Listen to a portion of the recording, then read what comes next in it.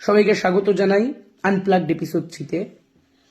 আজকে একটু অন্যরকম ভাবে বসেছি, জ্যাকেট ফ্যাকেট পরে, ওই একই চাদর নিয়ে বসিনি।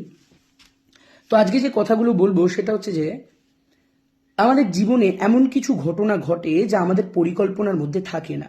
যেমন ধরুন, হঠাৎ করে প্রেমের আগমন, বা হঠাৎ করে বিচ্ছেদ, হঠাৎ করে কোনো প্রিয়জনের মৃত্যু শোক, বা যে কোনো কিছু।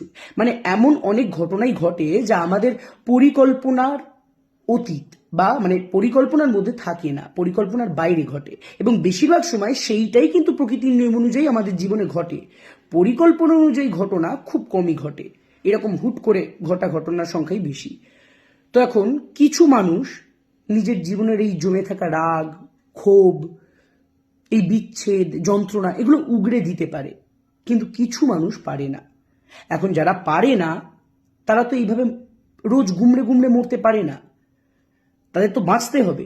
তা কি করে বাঁচবে? কারণ তারা তো তাদের কথা বলতে পারছে না, উগড়াতে পারছে না। তাদের হয়ে প্রতিনিধিত্ব করে আমার গুরুদেব।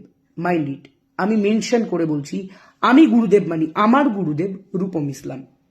তো আজকে সেই আমার গুরুদেব রূপম ইসলামেরই লেখা একটি কবিতা নিদ্রা বন্দর, তারই বই থেকে আমি পড়ে শোনাবো। তো চলুন শুরু করা যাক। যত ঘুম ভাঙা মাহেন্দ্র ক্ষণে ঢেউ টুকে রাখে উলম্ব দর, এক ধাবমান নৌ পাটাতনে আমি গেঁথেছি নিদ্রা বন্দর। দেখো মাটিতে মেশাই আরো মাটি, জল ঢেলে দিই নিরাকার জল, চিরদেহত্বে মিশে এলাকাটি হয় অতি শারীরিক অঞ্চল। যারা বরাবরই জড়সড় থাকে, ভার বয়ে চলে না বলা কথার, তারা স্কেচবুক খুলে ছবি আঁকে, করে স্মৃতি প্রত্নের উদ্ধার। এই নোনাবালি সমুদ্র প্রভা ল্যাপে তোমাদের প্রমাদের ক্ষয়ে, মহাজগতের সুপারনোভা ছুঁড়ে অন্তর মুখর বলয়। মহাকাল তোমাদের সমব্যথী, তার থতমত পতঙ্গ পোড়া এড়িয়েছে যুযুধান টেলিপ্যাথি, সে তো অতীন্দ্রই আগাগোড়া।